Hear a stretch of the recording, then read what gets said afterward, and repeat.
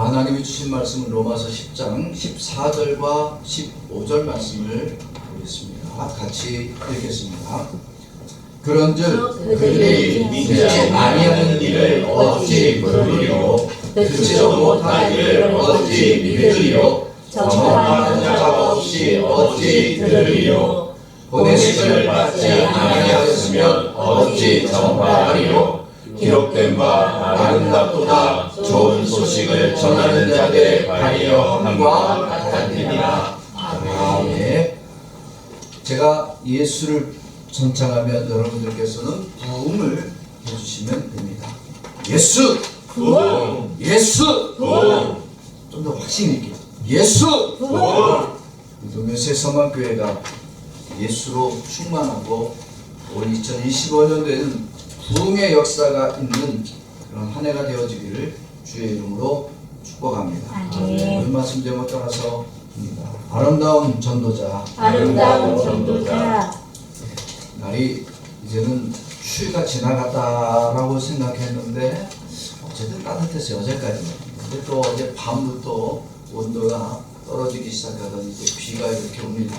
하루 종일 비도 오고 추위가 아직은 남겨져 있습니다만 이게 따뜻함은 결국은 오게 되어 있습니다. 봄은 오게 되어 있습니다. 겨울은 어떻게 해야 겨울다운 거예요? 추워야 겨울다운 거예요. 봄은 이제는 이 겨울이 지나가고 따뜻한 햇빛이 있을 때 이제 봄이 왔다라고 느끼는 거예요. 여름은요? 여름은 더워야 여름다운 거예요. 여름이 왔구나. 근데 가을이 되면 또 뭐예요? 이제는 큰 열매도 맺히고 바람도 좀 선선해지고 그렇게 풍성함이 있습니다. 여러분 계절도 이렇게 나름대로의 특징이 있습니다. 한국이나 일본이나 이렇게 계절마다 특징들이 있습니다. 그죠? 봄, 여름, 가을, 겨울이 있습니다. 근데 신앙에도 이러한 계절과 같은 것이 있다는 사실입니다. 신앙의 사계절, 봄은 언제냐? 막 신앙이 뭐 할 때? 꽃을 피워요. 이제 막 믿음이 들어가서 이제 내가 예수 좀 믿어봐야 되겠다라고 생각할 때가 신앙의 봄입니다. 신앙의 여러분은 뭐예요? 이제는 뜨거움이 넘쳐서 이제는 열정이 가득합니다. 그래서 새벽 예배도 쫓아다니고 금식도 해보고 철야도 해보고 각종 부흥회를 다 쫓아다니는 거예요. 저희가 어릴 때 그랬어요. 어릴 때 온 동네에 있는 교회들을 부흥회만 있으면 다 쫓아다녔어요. 그때는 뭐 철야기도고 뭐고 새벽기도고 그리고 교회들마다 부흥회하는 부흥회는 다 쫓아다녔어요. 왜? 그렇게 예배를 드리러 다니는 것이 너무나 좋았어요. 이제는 신앙의 가을이 되기 시작합니다. 이제는 이걸 뭐라고 하냐면 열매가 맺어진. 이제는 처음에 여름까지는 무엇을 위한 열정? 나의 열정적으로 내가 믿는 신앙을 따라 사는 거예요. 그러다가 이제는 이제 나도 좀 전도 좀 해봐야 되겠다. 뭔가 신앙의 열매를 나도 좀 맺어봐야 되겠다. 기도하고 금식하는 것이 이제는 그냥 목적 없는 것이 아니라 이제는 열매를 얻기 위한 신앙적 모습을 가지게 됩니다. 근데 여기까지는 좋아요. 신앙의 겨울이 오는 사람들이 있어요. 신앙의 겨울은 뭐예요? 믿음이 언제나 행복하면 좋고 믿음이 언제나 자라나면 좋겠습니다만 우리 인생에 그렇지 못해요. 신앙도 시련의 시기가 있습니다. 시험을 만날 때가 있습니다. 어려움을 만날 때가 있어요. 막 예수를 믿기 시작하고 막 열정적으로 예수 앞에 달려나와서 이제는 전도도 해봐서 이제는 전도인이 되어가지고 많은 사람들의 칭찬도 듣는데 갑자기 시험이 오는 거예요. 고난이 찾아옵니다. 어려움이 찾아옵니다. 내가 예수를 잘 믿고 예수를 위해서 헌신되고 교회를 봉사 많이 했는데 왜 나에게 어려움이 왔지? 왜 내 사업이 망하게 되었고 왜 내 육체가 병들게 되었지? 내가 하나님을 이렇게 섬겼으면 하나님이 나에게 복을 줘야지. 왜 나를 어렵게 만드는 거예요? 여러분 이러다가 어떻게 돼요? 시험 들고 이제는 교회 나가기가 점점 싫어집니다. 교회를 나오지 않는 사람들 첫 단계가 뭐냐? 예배를 안 나오는 거야. 예배를 안 나와. 첫 주는 바빠서 그래서 교회를 안 나와서 그 다음 주에는 또 어떻게 돼요? 약속이 있어서 그 세 번째는 마음이 식어버리는 거예요. 그러다가 네 번째 주, 다섯 번째 주 이렇게 넘어가면서 이제는 교회 나가지 말아야 될 핑계거리를 하나씩 찾는 거야. 그러다가 어떻게 되는 거예요? 목사님 당분간 교회를 좀 쉬겠습니다. 그리고 스스로 방학을 맞이해. 휴가를 떠나. 언제 돌아올지도 모르는 거. 신앙의 무슨 시기? 겨울의 시기. 우리가 지금 어느 계절에 있습니까? 여러분들의 신앙은 지금 어느 수준에 있습니까? 바라기는 신앙의 겨울은 맞이하지 않았으면 좋겠습니다. 그런데 그럴 수가 없어요. 반드시 우리에게는 신앙의 겨울이 누구든지 찾아옵니다. 예수로 충만할 수가 있고 늘 예수로 가득해서 내가 열정적으로 예수를 따르는 사람이었으면 좋겠는데 그러고 싶지만 그러지 못하게 우리의 환경이 만들고 또 우리가 어려움과 고난을 당할 때 모든 것이 낙심이 되어집니다. 신앙의 계절을 우리가 잘 살아가고 겨울이 오기 전에 열정과 열매의 맺는 삶을 살기 위해서는 반드시 예수로 충만합니다. 예수의 충만함이 없습니다. 신앙의 열정이 금방 식어버리고 열매가 맺어질 때 썩은 열매밖에 맺을 수가 없는 거예요. 초대교회들도 마찬가지였습니다. 여러분 로마 교인들에게 있어서 이 예수라고 하는 이름은 위대한 이름입니까? 별로 볼품없는 이름이었을까요? 당시 로마 교인들에게 있어서는 아주 생소한 이름입니다. 왜냐하면 당시 전 세계를 지배하고 있는 사람들은 누구냐? 로마인들이에요. 유대인들은 누구예요? 자기들이 지배하고 있는 약소 국가야.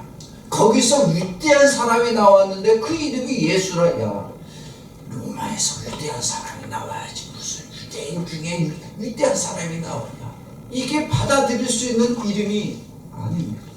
근데 또 깊이 알고 보니까 예수가 어떤 사람이에요?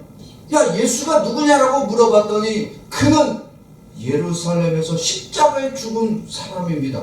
야, 십자가에 죽었으면 그가 얼마나 극악무도한 죄인이었겠냐.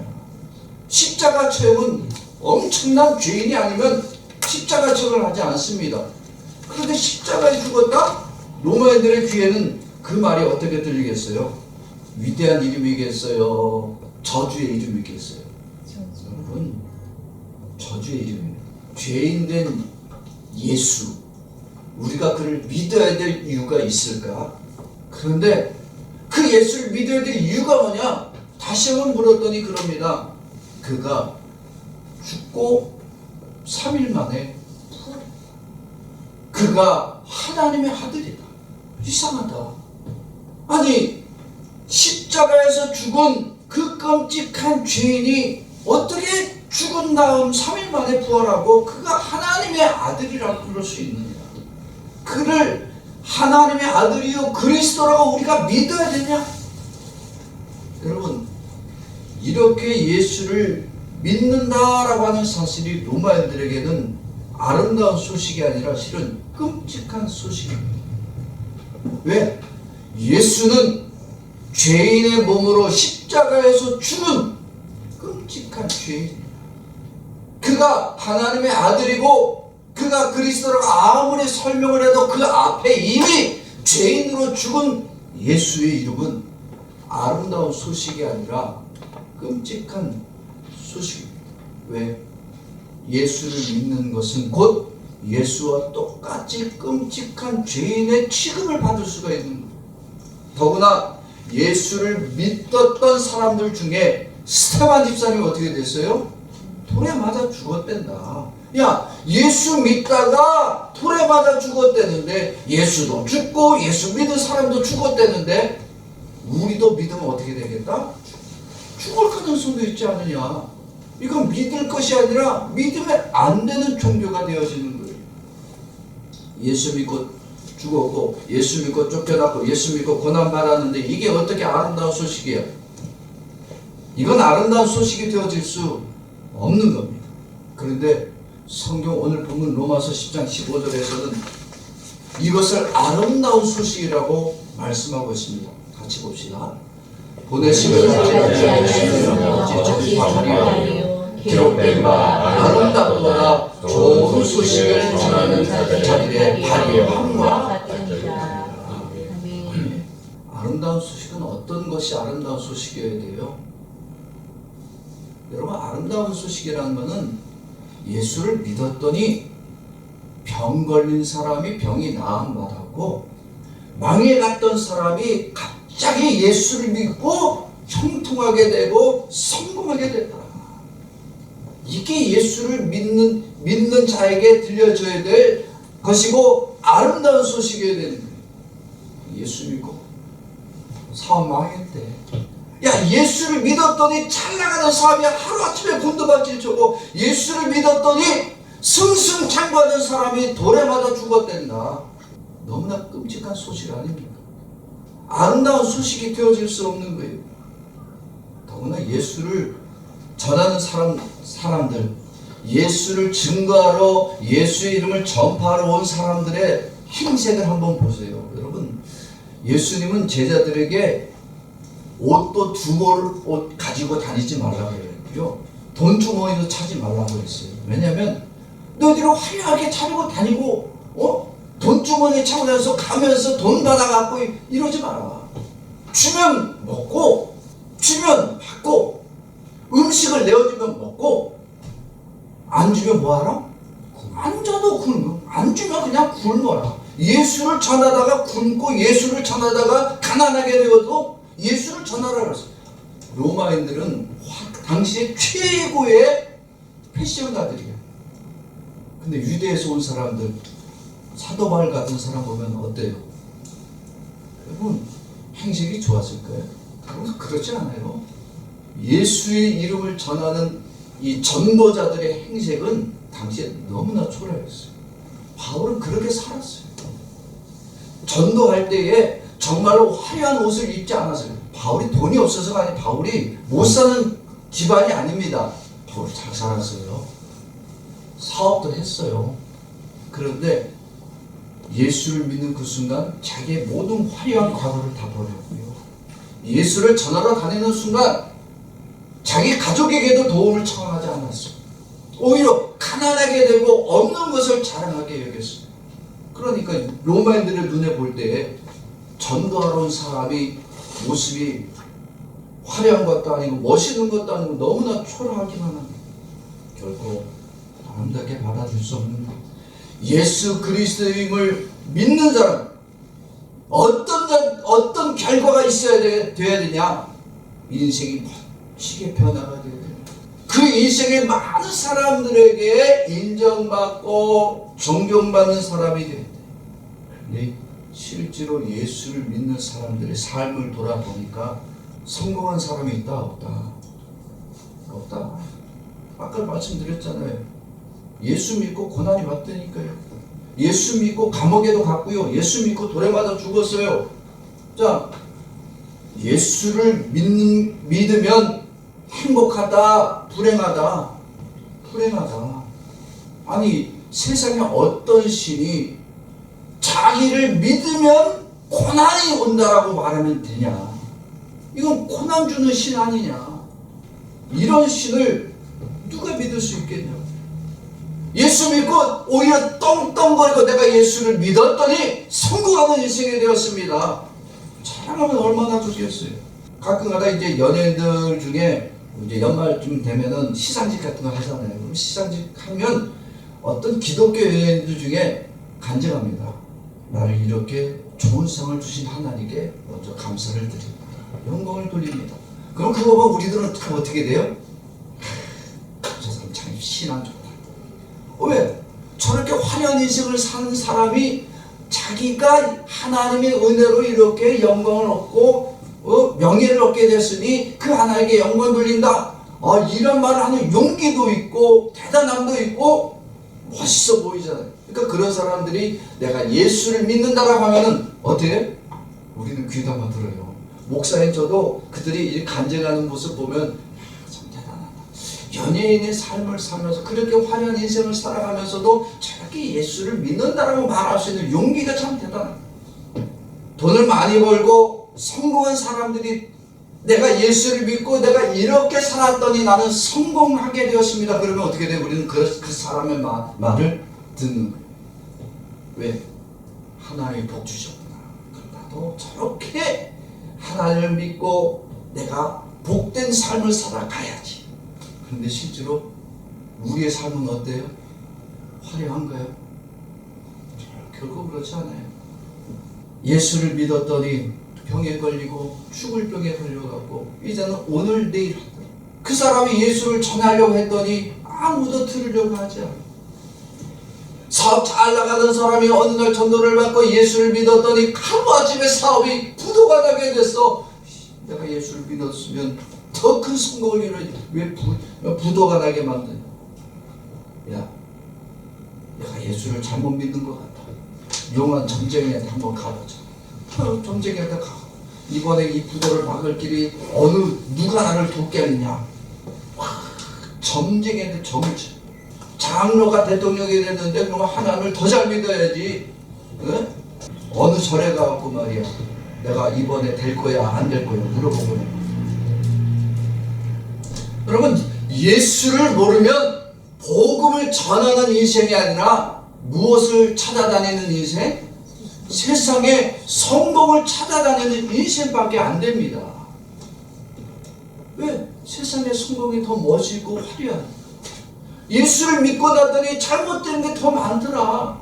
그러니까 예수 믿는 게 재미가 없어. 세상에 성공을 찾아다니 어떻게 하면 내가 이 땅에서 명예를 얻고 성공을 가질까에 대한 고민만 합니다. 뭐가 없는 사람? 예수의 영이 충만하지 않는 사람.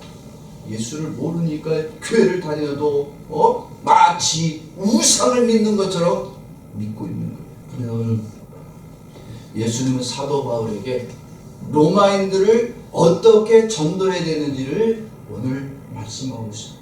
초라한 행색에 바울이 로마에 가서 그것도 로마인들한테 가서 자유인으로 간 거 아닙니다. 실은 로마인들한테 갈 때 바울이 죄인의 모습으로 가서 예수를 전했어요.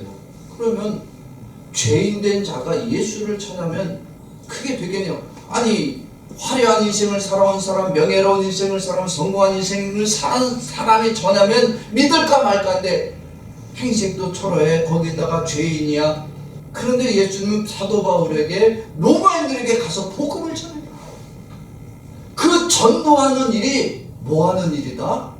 아름답고 복된 길이라고 예수님은 말씀하고 계십니다.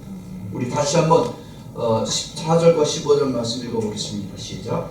그런즉 그들이 믿지 아니하는 일을 어찌 부르리요 듣지도 못한 일을 어찌 믿으리요 전하는 자가 없이 어찌 들으리요 보내심을 받지 아니하였으면 어찌 전파하리요. 기록된 바 아름답보다 좋은 소식을 전하는 자들의 발이여 함과 같으니라. 아멘. 자, 믿지 아니하는 이가 있다. 왜? 예수를 그리스도로 믿을 수가 없는데, 예수가 그리스도 되심을 알 수가 없는데 어떻게 믿겠느냐. 예수가 그리스도라는 사실을 그동안에 들었다 못 들었다. 그들은 듣지 못했다. 그러니까 이제 뭐 하는 거예요?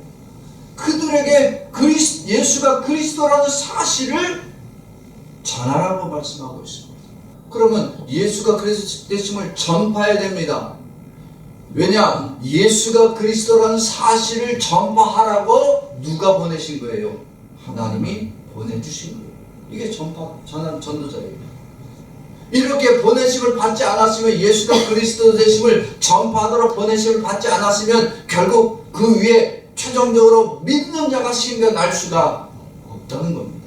처음 믿지 아니하는 이가 결국 모아야 된다는 얘기예요. 믿어야 된다는 얘기. 그러려면 어디로 와야 돼요? 제일 처음으로 내려와야 돼요.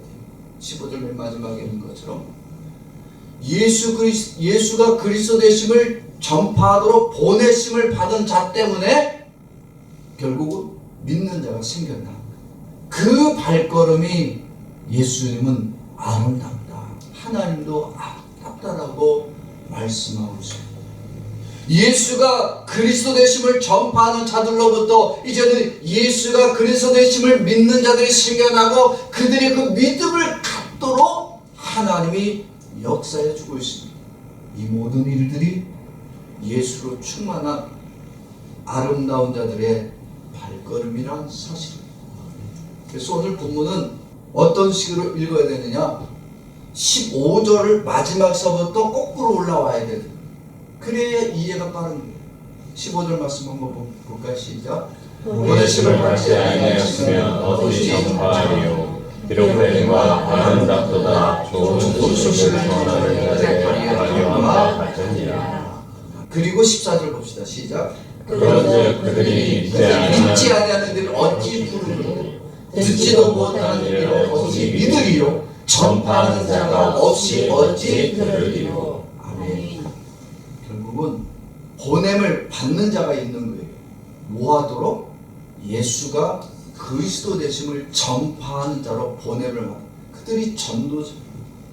그들이 보냄을 받았기 때문에 이제는 예수가 그리스도 되심을 전하는 거예요. 이 전하는 것을 들어야 되는 거예요.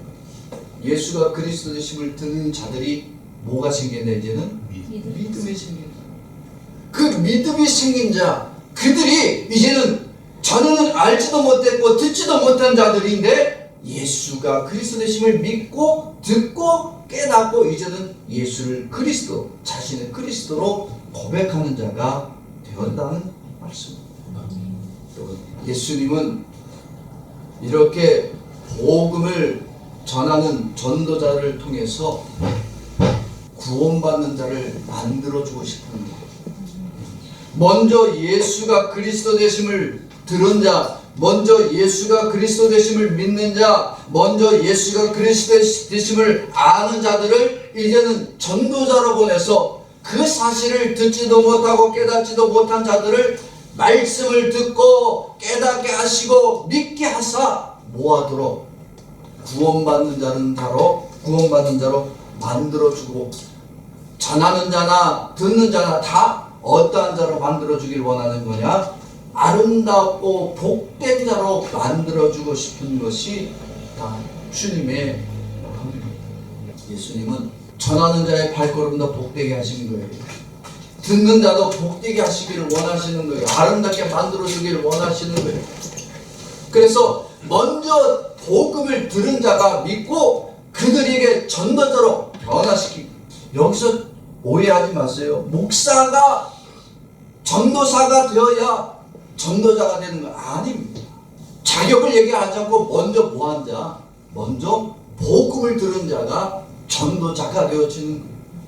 그래서 복음을 전할 수 있도록 하나님이 예수 그리스도로 임재하여 주시는 거예요. 주의 영이 그 안에 임재하여 주시니까 예수가 그리스도 되심을 저절로 믿어지도록 역사해 주시고 구원하여 주십니다.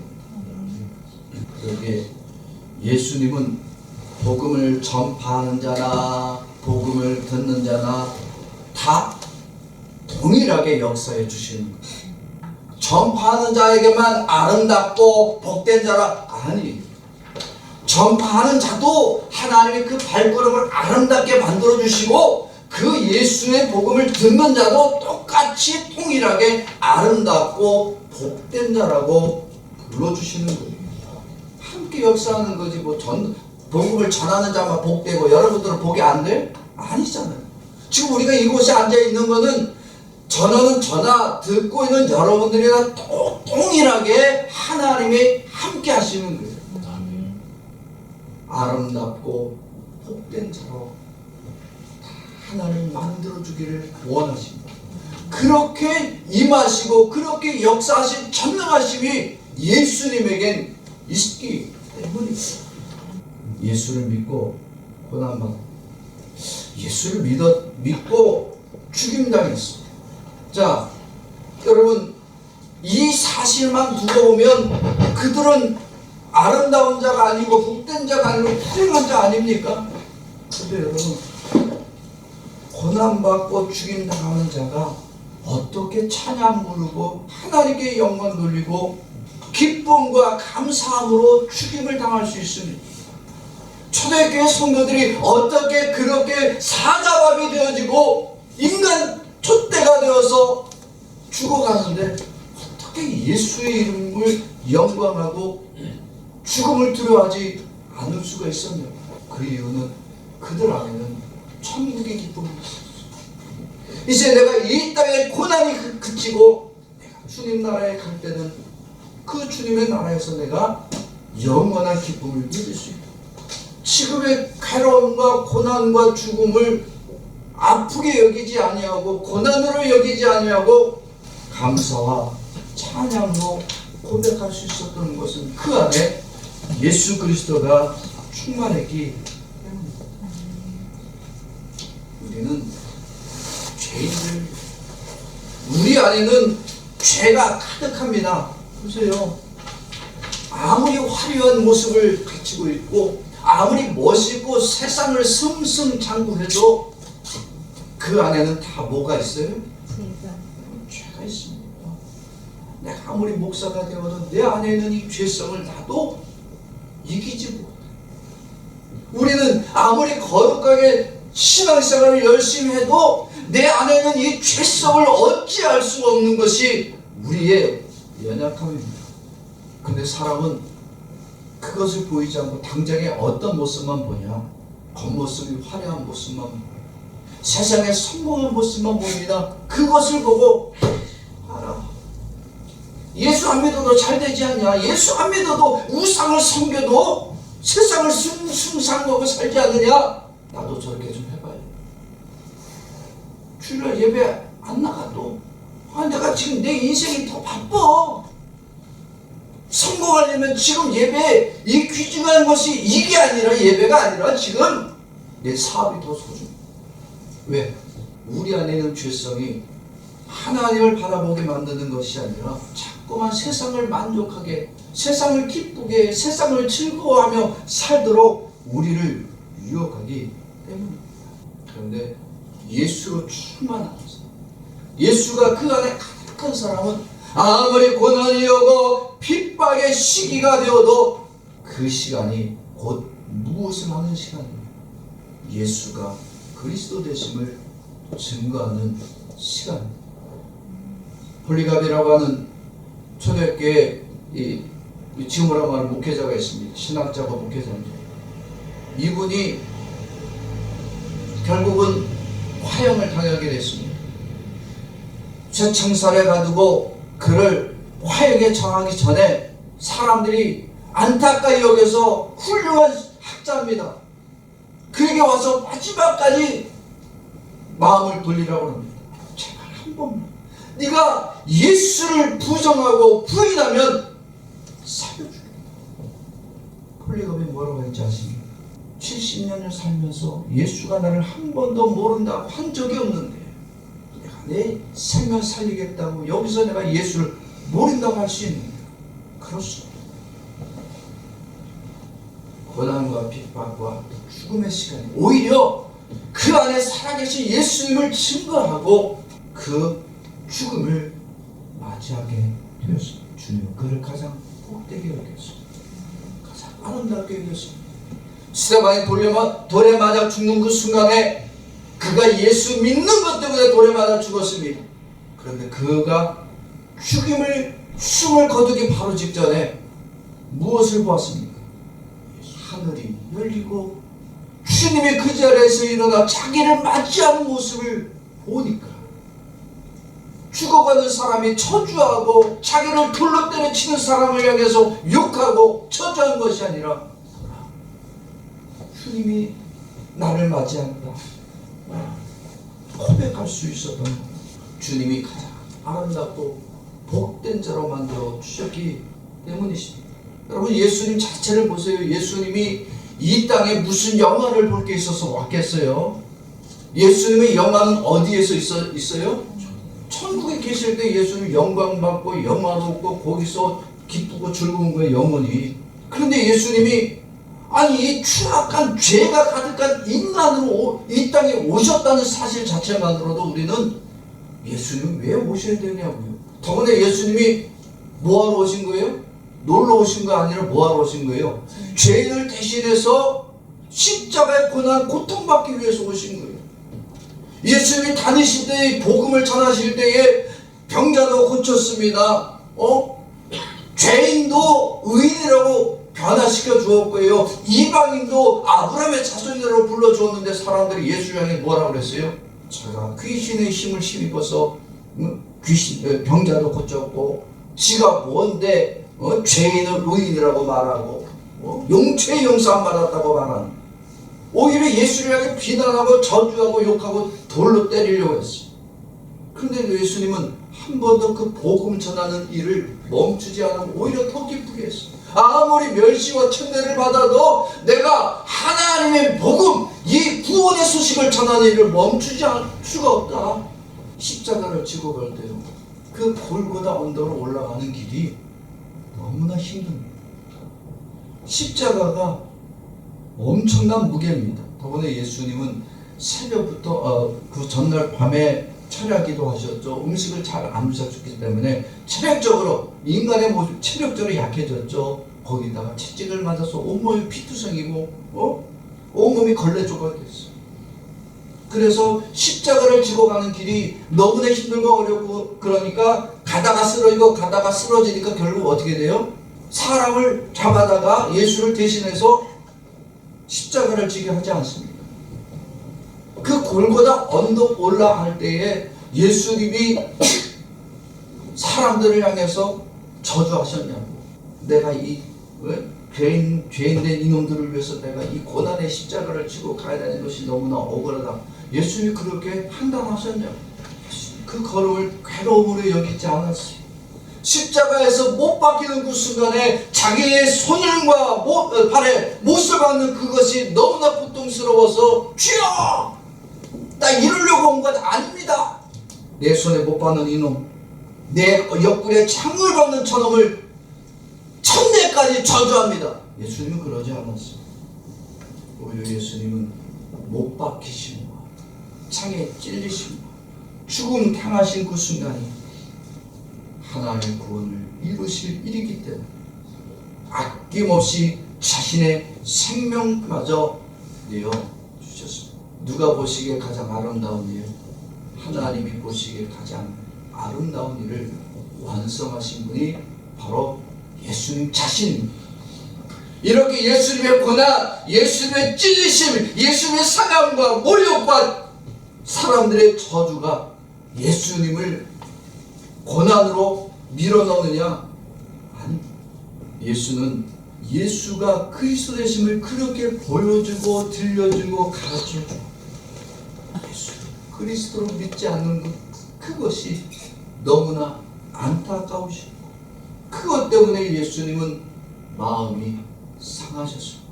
요한복음 8장 24절 말씀 우리 같이 읽어봅시다. 시작. 그러므로 내가 너희에게 말하기를 너희가 너희 죄 가운데서 죽으리라 하였나. 너희가 만일 내가 그 일을 믿지 아니하면 너희 죄 가운데서 죽으리라. 무엇을 믿지 아니하면? 예수가 그리스도 되심을 믿지 아니하면 너희는 너희의 죄 가운데서 죽는다라고 말하고 있습니다.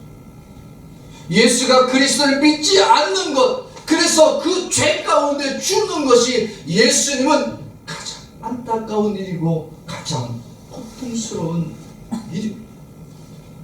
그래서 예수님은 오늘까지도, 아니 예수님이 다시 오시는 그날까지도 죄 중에 죽어가고 있는 이 끔찍한 죄인들을 안타깝게 여기시고, 나와 여러분들을 통해서 예수가 그리스도 되심을 날마다 계속적으로 증거하고 전파하라고 우리를 삼아 주셨습니다. 그렇게 예수를 증거하고 전파되는 그곳에 반드시 하나님의 구원, 예수의 구원이 임하심을 성경은 우리들에게 말씀하고 있습니다.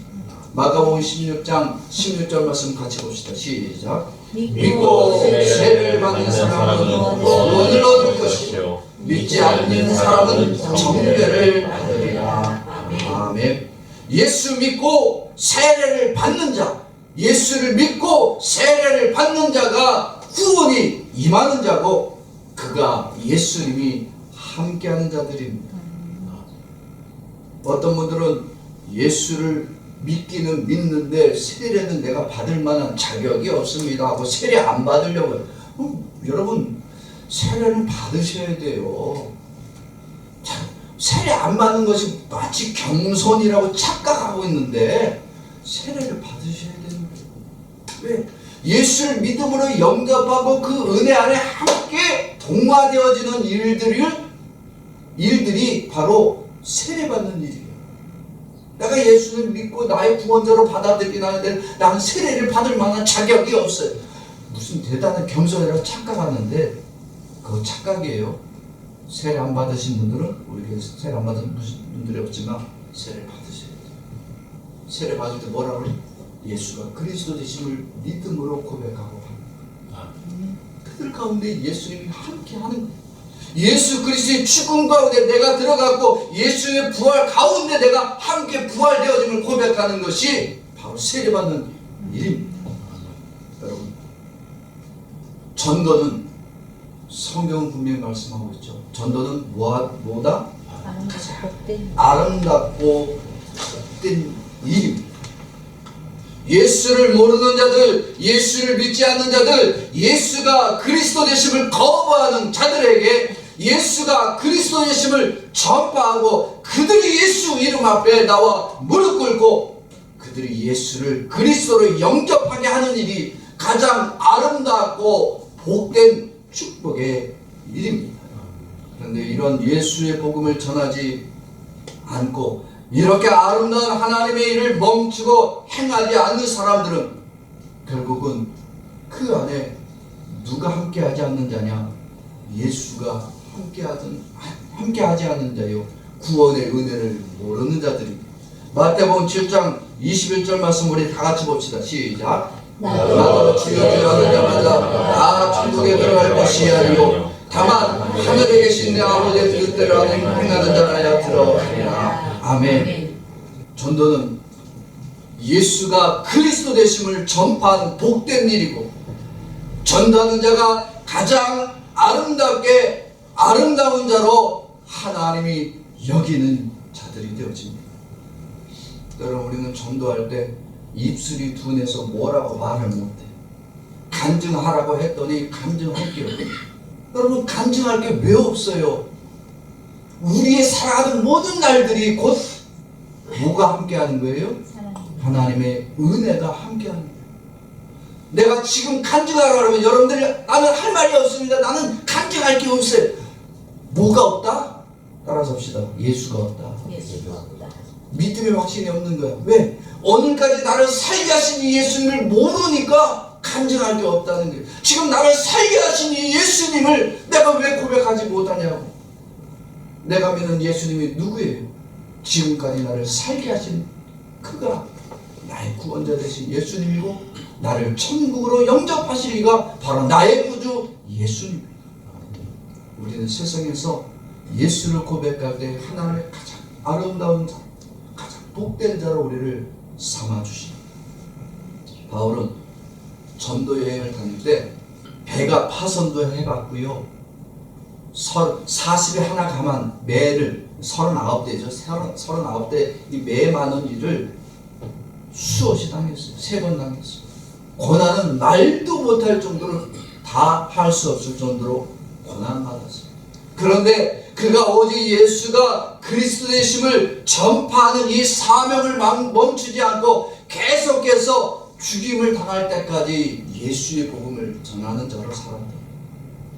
하나님은 그를 가장 복된 자로 만들어 주셨습니다. 전파하는 자도 복음을 듣는 자도 다 하나님의 아름다운 자로 인정해 주시는구나.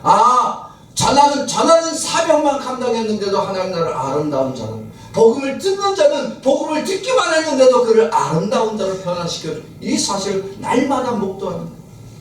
복음을 전파할 때 내가 어떤 사람을 만날까? 내가 그에게 뭐라고 얘기할까? 나도 입술이 둔해서 말을 못하는데, 아니 주님이 날마다 그 입술을 열어 말할 수 있게 하셔서 누구를 만날지라도 예수를 증거하는데 담대하게 전할 수 있는 믿음을 주시. 날마다 감사가 되어지는 거예요. 날마다 찬양이 입술의 고백이 되어지는 거예요. 나와 여러분들이 예수를 믿고 내가 나가서 예수를 전할 때 바울의 축복이 곧 내게도 임한다는 사실입니다. 바울을 아름답게 여기신 주님이 오늘 나와 여러분들도 가장 아름다운 자로 삼아 주시는 축복이 있습니다. 바울이 전도 여행이 고난이 많았지만 고난으로 여기지 않은 거예요. 여러분, 예배는 이렇게 예수가 그리스도 되심을 믿고 깨닫게 해주시는 그 은혜를 얻는 시간이 예배입니다. 예수가 그리스도 되시고 나의 모든 죄의 사함을 위하여 십자가에 죽으셨기 때문에 내가 이제는 죄 사함을 얻는 자가 되어 이제는 나 같은 죄인이 변화받아 의인이 되어 하나님이 기뻐하시는 저 천국에 들어갈 자로 만들어주신 그 아름다운 자로 만들어주신 주님께 감사와 찬양 돌리는 시간이 예배 시간이요. 이렇게 예배의 시간을 달려나오는 여러분들의 발걸음이 가장 아름답고 복된 발걸음이 되어진 줄을 믿습니다. 이런 예배의 기쁨을 모르는 사람은요, 예배를 드려도 그 머릿속에 뭐밖에 없느냐? 세상 일밖에 없으니까, 예수의 충만이 없으니까 여전히 예배를 드리고도 추악한 죄인의 삶을 살고 예배를 끝나는 시간만 기다리면 다시 죄악된 자리로 달려가고 예배가 기쁨이 없어요. 감사가 없어요. 그런 자는 구원에서 멀어지는 자요, 하나님의 은혜에서 떨어지는 자가 되었습니다. 사랑하는 성도 여러분, 오늘 우리는 우리의 예배가, 여러분들이 예배의 발걸음을 달려가는 여러분들의 발걸음이 더 이상 죄악으로 달려가는 발걸음이 되면 안 됩니다.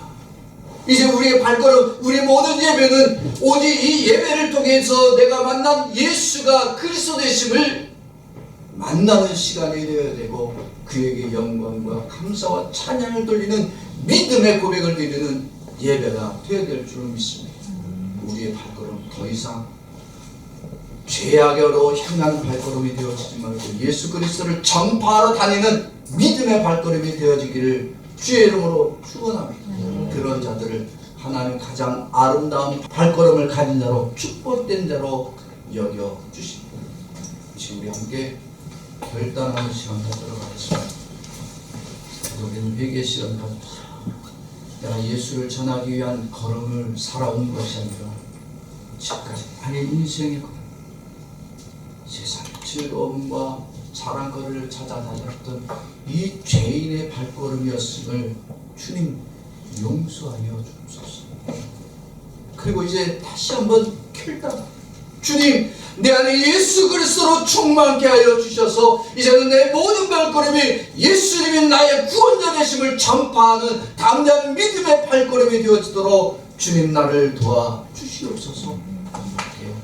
회개하고 결단하고 기도할 때에 여러분들을 하나님을 가장 복된 자로 만들어 주시고 은혜의 자리로 하나님은 이끌어 주시는 우리 동교 세수만 교회와 교회 성도들이 되어질 수 있기를 주의 이름으로 축원합니다. 아멘. 지금